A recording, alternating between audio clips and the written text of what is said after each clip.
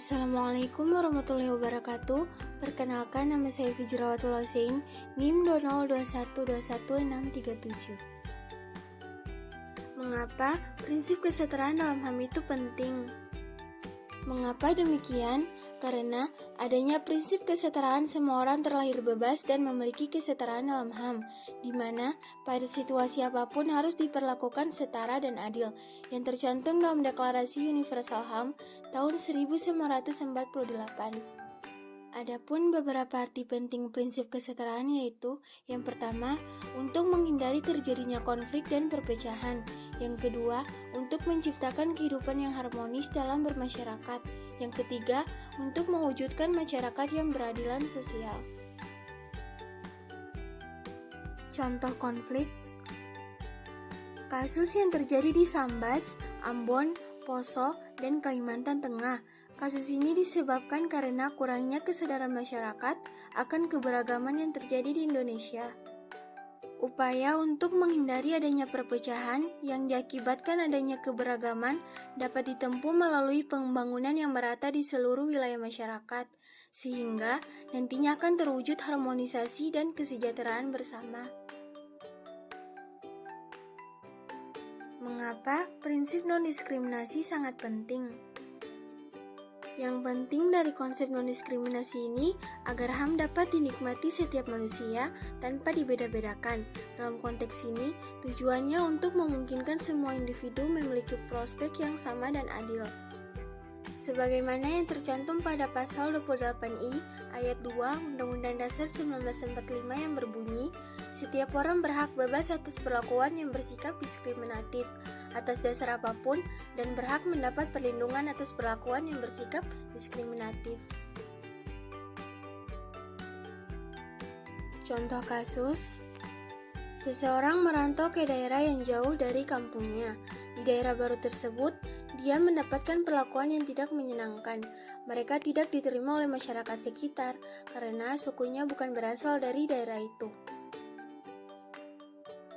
Pemerintah mengeluarkan Undang-Undang Nomor 40 Tahun 2008 tentang penghapusan diskriminasi ras dan etnis.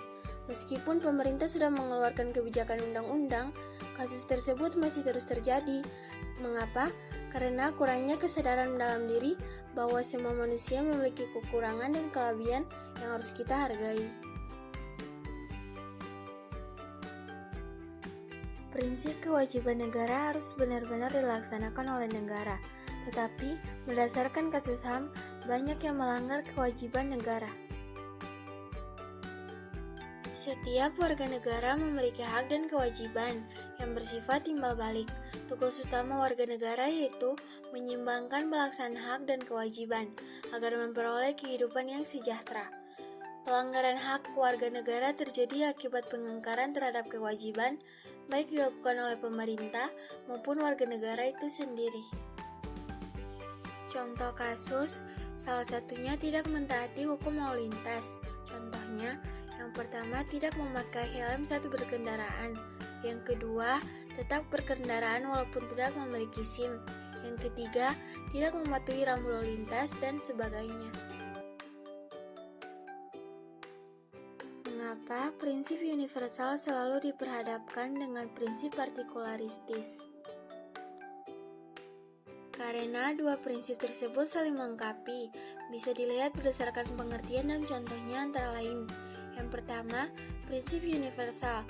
Prinsip universal berlaku bagi semua manusia tanpa membedakan ras, keyakinan, suku, dan lain-lain. Contohnya, hak untuk mendapatkan pendidikan, hak untuk memeluk agama, dan hak untuk memiliki perlindungan pada hukum. Yang kedua, prinsip partikular. Prinsip partikular yaitu HAM yang lebih memperlihatkan nilai budaya yang berada di dalam negara timur itu sendiri. Contohnya, berdasarkan Undang-Undang Nomor 39 Tahun 1999 tentang HAM, Indonesia mendasarkan kepada hal yang diberikan Tuhan yang juga mengedepankan nilai yang relatif.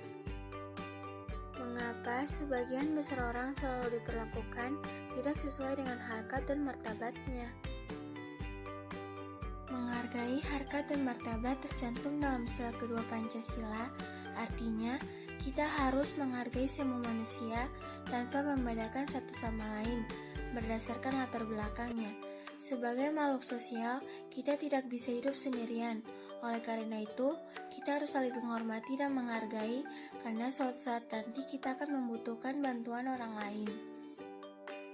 Contoh kasus, perbedaan pendapat mengenai pemilihan ketua kelas.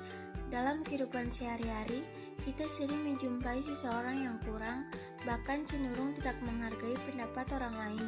Solusi yang terpenting adalah kesadaran diri sendiri bahwa perbedaan pendapat adalah hal yang biasa, dan menghargai pendapat orang lain itu adalah suatu kewajiban.